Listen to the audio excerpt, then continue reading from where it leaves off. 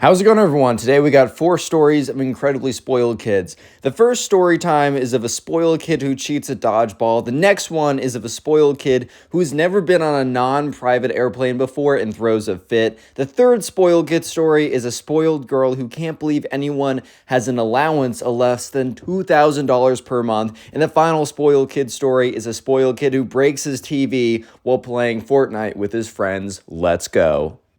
So we're going to call the subscriber who submitted this first story Cameron.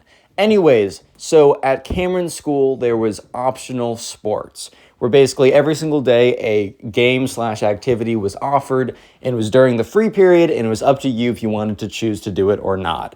Every Thursday was dodgeball, and dodgeball was the school's favorite game of choice.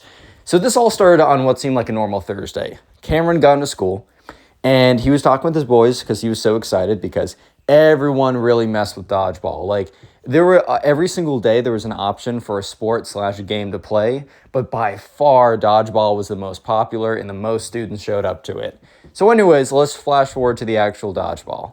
So Cameron, he walks into the court and all the other kids are there. And so the teams aren't randomized, but obviously if a bunch of people go into one side and then like 2 people go into another team, well, then they're going to have to be split up. But there have been kind of official teams been forming for the last couple months where some kids would always go to one side and other kids would always go to another side. And, sometimes people would come in just to try it out and they would just hop over to one side or hop over to another side. But basically on the other side, there's another kid. Or on the team that always played against Cameron, there's another kid. And we're going to call this kid the spoiled kid. So yeah, the spoiled kid was one of those kids who's never not received something in his life. What I mean by that is he's always had everything handed to him. The spoiled kid has never had to work for anything. He's basically never been told no. And the spoiled kid's team had always been winning. So it was had always won in the past, right? There might have been a few exceptions, but for the most part, they were clearly the better team. And the PE coach noticed this and would notice how people would, what is that? Sorry, garbage truck. Anyways, the PE coach would notice this and so many kids would try to go over to the winning teams or the spoiled kids side and he'd be like, no, you need to go over there. So it was very much like a lopsided rivalry, if that makes sense. By the way, like and subscribe right now to claim your free nothing. Just had to let you know. Anyways, though, so this all started off as a normal day. People were piling in. Cameron gets there. Cameron went to the side that he was usually at. Once again, a lot of kids were trying to go on the spoiled kids team because they already knew which team was going to be winning more. And Cameron was just kind of waiting for the PE coach to be like, no, guys, you need to go over there. You all can't be on this team. So anyways, the game starts up. And as I was saying, the spoiled kid was on the other side. But the spoiled kids team almost always won. However, in this game, it was clear that it could have been a much different game. So already in the middle of the dodgeball game, the spoiled kids team, they're not doing so well, man. In fact, they're starting to lose, which is really the spoiled kid was like, no.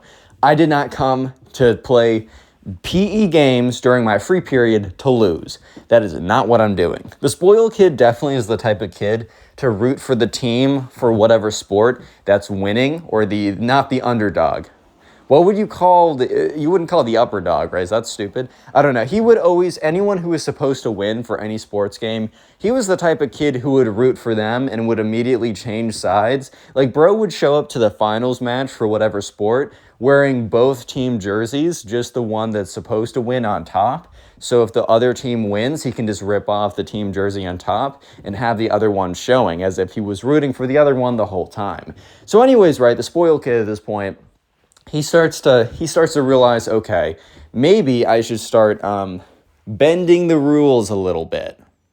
Yeah, so a lot of the kind of when you got someone out or whatever was self-reported. The PE coach, because there was only one there, and there's so many people playing dodgeball, the PE coach would, he would notice, he would make calls sometimes if he noticed someone got hit and they didn't say anything, right? But you have to realize that there's so much going on that the PE coach, until it's the final 2 people throwing dodgeballs at each other, something like that, the PE coach, there's too much going on for him to really make sure he has everything under control, if that makes sense. Like there's too much going on for him to really be able to handle all of it.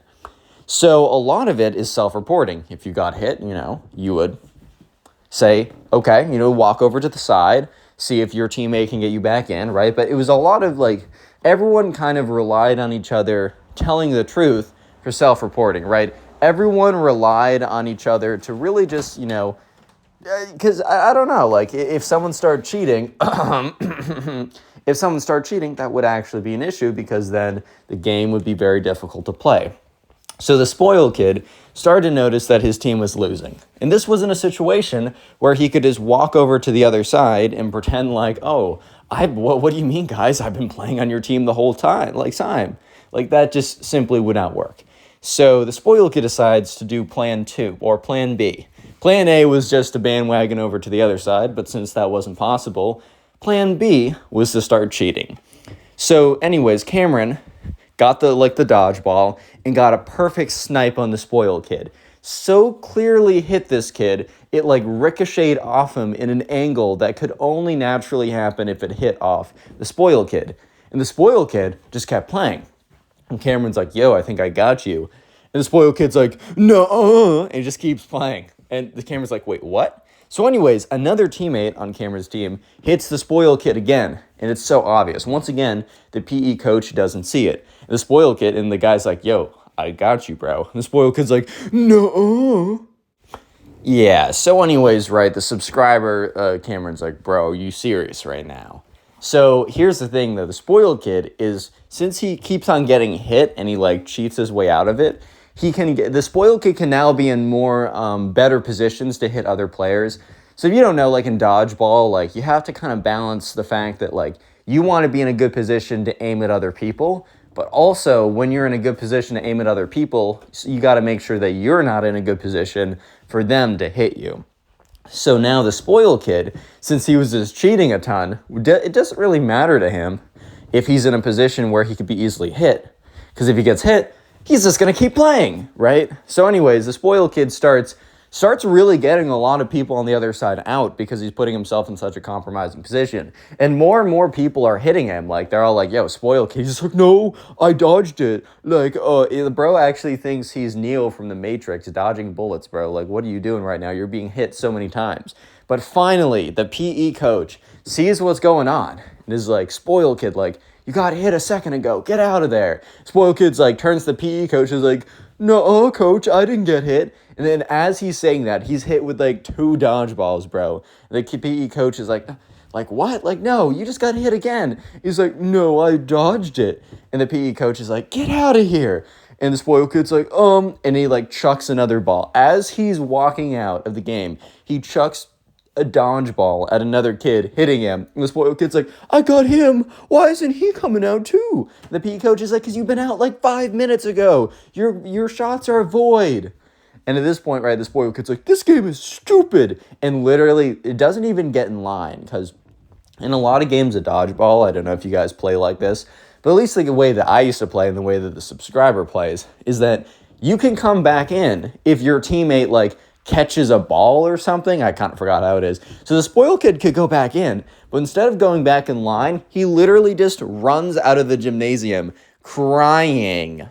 So we're going to call the subscriber who submitted the story Chris. So anyways, Chris in his school, it was their 8th grade, not 8th grade. It was their senior year, that's what it was. It was the final year of high school, senior year spring. And at their high school, they had this field trip type thing that the seniors would take after college decisions, if that's something that they wanted to do, or all those things are done. So this is the last couple months of senior year, and this trip is really just a feel-good, let's do something fun together, and it also was it was far enough away that they took a plane, which is, I don't know about you, but I could never imagine taking a plane with my class or whatever in high school, bro. That would have been crazy. I've taken some buses and stuff, but taking a plane just feels like the next level. Yeah, so anyways, right, sure enough, the subscriber, we're going to call him Chris.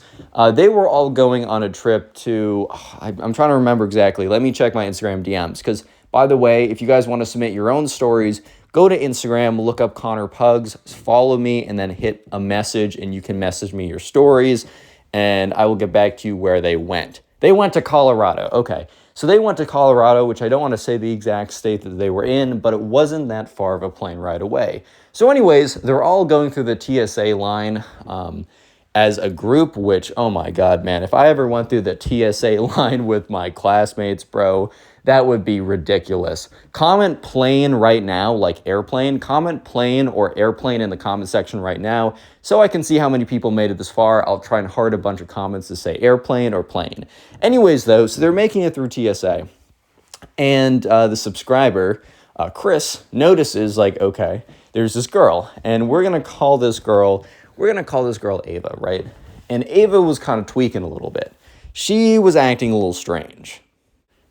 Anyways, though, so Chris, kind of notices this a little bit. And he's not, like, super close with Ava, but, he's not friends with her.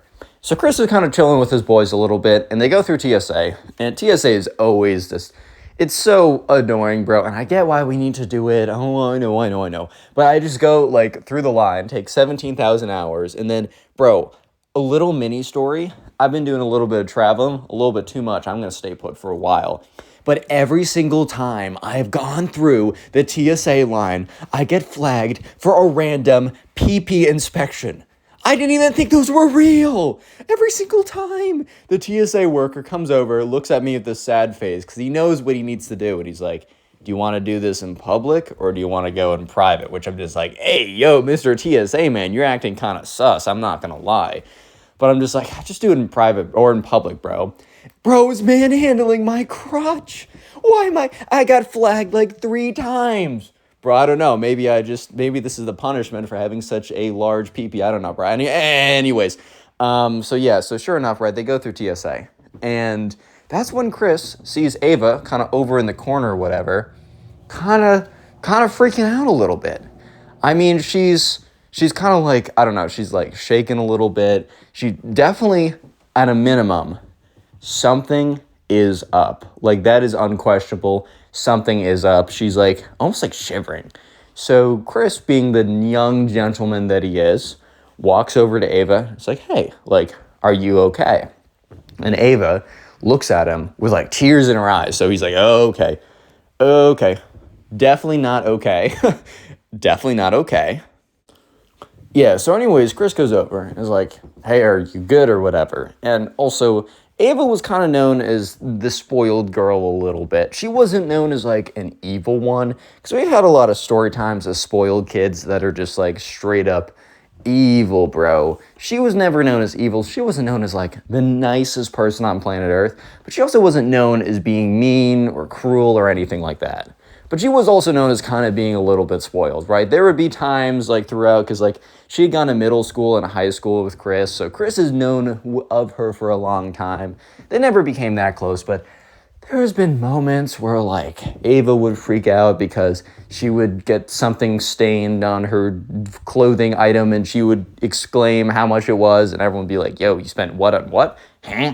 Right? But anyways, so Chris is like, okay, well, like, what's up? Ava's like, Chris, can I tell you something? Chris is like, yeah, what's up? Chris, I've never flown public before. And Chris is like, public? And he's like, oh, I think we're flying American, like American Airlines. Like, I don't know what this public is, but you don't need to worry about it. I don't think we're flying public airlines. I think we're flying American Airlines. Chris, at this point, obviously didn't get it. So she's like, no, I don't think you... I've never not flown a private jet before. And Chris is like, what? And she's like, yeah, I don't know what to do. Like, it's just so overwhelming here. Like, there's just so many people, and it's so crowded. And Chris, it just is so dirty around here. And Chris is like, yo, relax. You'll survive. Trust me. I'll survive flying public. I have my entire life. You will too. She's like, Chris, I don't know. I just don't know how to feel. And Chris is like, look, if there's anything that like we need to do or that I need to do to make you feel better, let me know. She's like, okay, thanks. So anyways, right, Chris goes back to his friends. He's like, boys, You're not going to believe. He's like, don't tell anyone this. Which, like, if you tell someone and you say, don't tell anyone this, they're probably just going to tell someone and be like, yo, you can't tell anyone this, and then everyone's going to know. But he's like, bro, like, Ava over there, she's freaking out because she's never not flown on a private jet before, bro. I'm not even kidding. Yeah, so anyways, right, all of Chris's friends were like, hey, bro, there's no way, like, that's actually crazy, and all this stuff like that. So anyways, Chris watches as, like, Ava walks onto, like, the normal jet. I don't know if you guys have ever seen, like, a video of, like, a private jet before, but that thing is spacious. It's so, like, the difference between a public transportation, like, with airplanes and a private jet, just from the freaking videos I've seen, I can only imagine how different it is. So anyways, she gets on the private or the public jet, and she is like, there's this look of like horror of like, oh my God, like, wait, I don't at least get a whole row to myself? Because also, like, all the classmates, like, everyone kind of went through like the school portals, so they all bought like the most basically basic airplane tickets. Like, I just got an airplane ticket, and I'm just looking at it, I'm like, yeah, I'm literally going to be strapped onto the roof of this airplane, bro, but hey, man, it was cheap.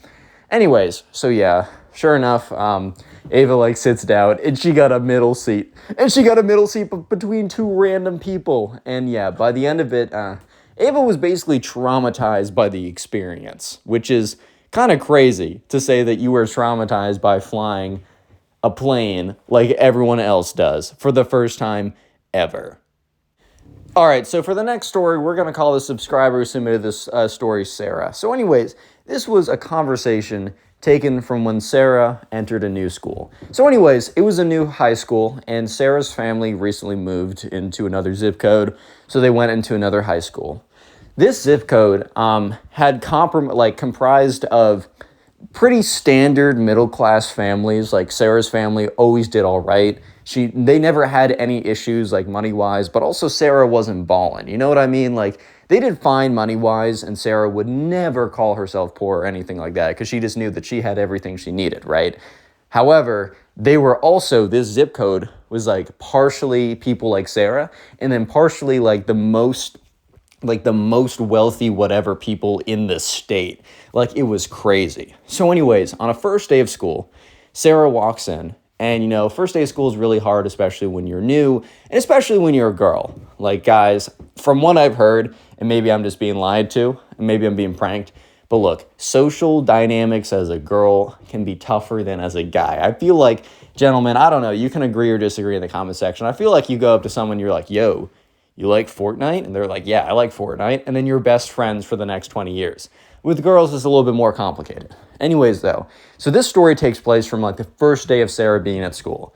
So Sarah sits down, or she goes into the lunchroom, and she kind of just sees, like, this girl comes up to her, and it's like, hey, you must be new. Like, how about you come sit with us?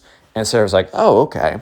So this is an example of sometimes girls will be a lot more outwardly nice to you, but bro, you're about to hear. Anyways, so Sarah sits down with these girls, and Sarah immediately can tell that these girls are from the part of her zip code that's not like her family, but the other families, if you know what I mean. They're all wearing, like, notably expensive stuff.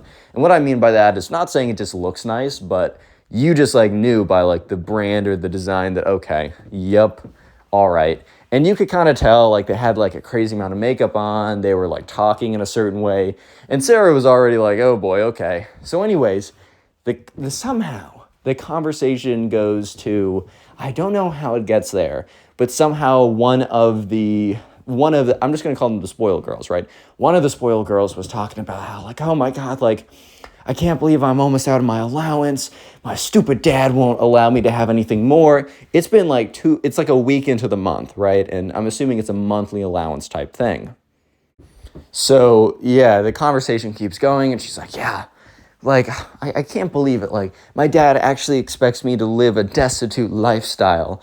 And so I don't know exactly the details of the conversation, but somehow it got to the point where the girl was like, you know what? A girl can't live on $2,000 a month. Like, how am I supposed to do that? At this point, Sarah was like, there's no way I just heard you say that. Okay, she doesn't say that because she's the new girl there. She doesn't want to have a bad reputation off the bat. And also, these are definitely the type of girls, if you rub them the wrong way, not even just if you're not cool to them, if you rub them the wrong way, they're going to ruin your life. But basically, this girl just said that within 1 week, she has gone through basically all of her $2,000 a month allowance, which, first of all, bro, $2,000 a month? Bro, there are adults that don't make $2,000 a month. What? Yeah, so pretty ridiculous. And Sarah's kind of just sitting there like, yeah, I do not belong at this school. That is now clear to me. Yeah, so then Sarah, like, they turn to Sarah, and the girl's like, Sarah, don't you think it's crazy that I only get $2,000 a month? And Sarah was like, yeah, no, that's actually $2,000 a month is a crazy number. I'm not gonna lie. And Sarah wasn't trying to be like, oh, you should, like, I can't believe you have 2,000. Like, she wasn't trying to be combative, which, I mean, I get it. I wouldn't be combative here too. But low-key, Sarah was at least trying to tell the truth in a way, because she said $2,000 a month is crazy. The girls there probably thought that she was agreeing with them that $2,000 a month is too low. But, you know, in reality, she was just saying that $2,000 a month is crazy, but crazy being like it's a crazy large amount. So anyways, these girls keep on going, complaining about how, you know, Daddy really cut off my credit card. I only went $1,000 over. Like, this is so crazy. Like, this is ridiculous. How does he expect us to live like this? Which, like, bro, I don't know if you guys ever imagine, like, one of these, like, random spoiled kids are just thrown into the real world for 0.2 milliseconds. Bro, they're not surviving a second, bro. You know what I mean? Like, they're just simply not surviving, bro, if they're ever put into the real world like that. I mean, imagine someone who complains about only having $2,000 a month. Here's the thing, too. $2,000 a month, if you're, I don't know, someone who has 3 kids, a mortgage, right, a car loan, like, okay, that's fine. That could be very difficult. But these are girls that have, like, everything's basically taken care of. Basically, that $2,000, what you have to realize is that $2,000 a month is literally just for, what's it called? It's literally just for non-necessities. It's just for fun. Like, you know how people budget out, okay, this amount for utilities, this amount for rent, this much for whatever, and then like $5 for fun or something? This $2,000 a month is all extra stuff because they're living at their parents' homes. Their phone bill, their mortgage, everything that normally, like, what you would spend per month would be covered is covered by their freaking parents, bro. The $2,000 a month is just on buying more stuff that they don't need. Yeah, so that's pretty crazy. Sarah's kind of just sitting there like, okay, that's ridiculous, guys. And then Sarah's just sitting there listening to them and what they're talking about.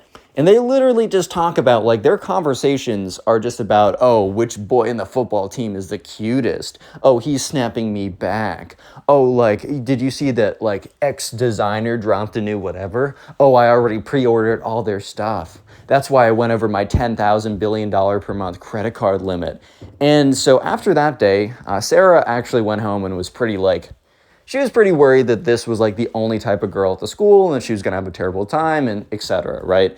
But eventually the next day, Sarah was actually not invited back to that lunch table. I think that those girls were just testing her out and she failed the test or whatever. But that was actually a blessing in disguise because Sarah was able to then find other girls at the school that were not insane. I don't know how else to put it. And she actually did have a good time. So W, I guess. So we're going to call we're going to call, I'm not going to cut that out. I'm going to keep that in. We're going to call the subscriber who submitted the final story Clayton. So anyways, Clayton had a group of guys that he would play Fortnite with on Friday and Saturday nights after high school. So they were sophomores in high school, just for context. They all lived near each other.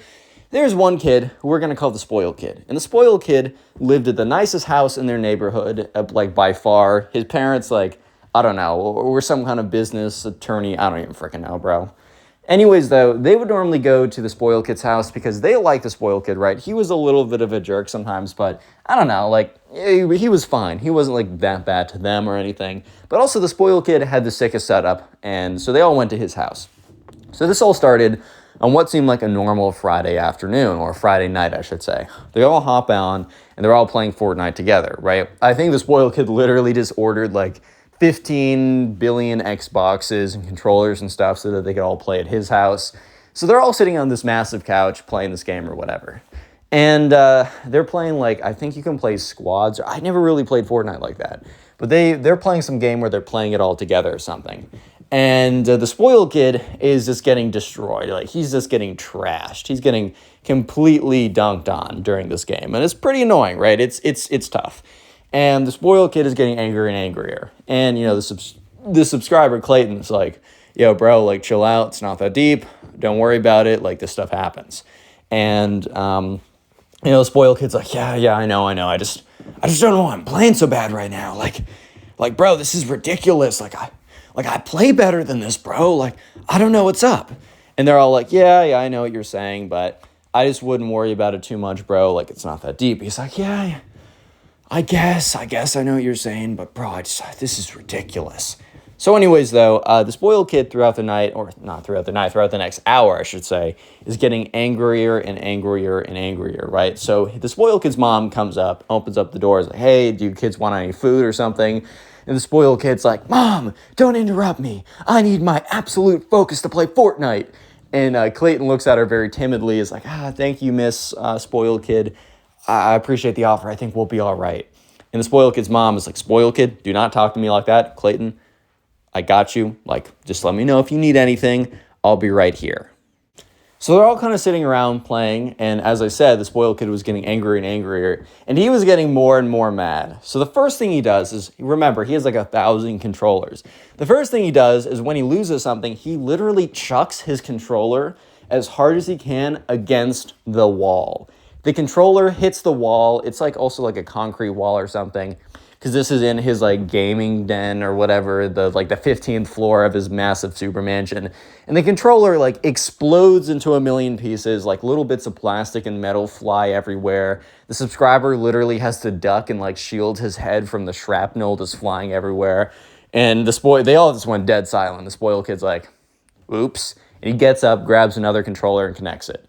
So that was part one of the rage. But part two of the rage, so the spoiled kid is losing again. And he's like, oh my God, I'm so angry. And they're basically like, the Clayton and all of his friends are bracing for impact, because they know that they're about to get another spoiled kid rage moment. And the spoiled kid's like, oh my God. And he takes his controller, and instead of aiming it at the wall, this time he aims it at the TV. And he chucks it as hard as he can. But as he chucks it, his mom opens up the door to say, like, hey, do you kids need anything? And there are 4 TVs. And so when the spoiled kid throws the controller, it hits one of the TVs, basically knocking it back. And while it knocks back a little bit, it tips the 2 next to it, which tips the one on the side. And then they all fall forward. And all of a sudden, all 4 of the TVs fall on the floor, and you hear this shattering noise. So yeah, basically all the TVs fell and were destroyed in one sweeping blow. And the spoiled kid's mom saw the whole thing go down. So there's this moment of silence, just like pure silence, where everyone's like, like what just happened right here?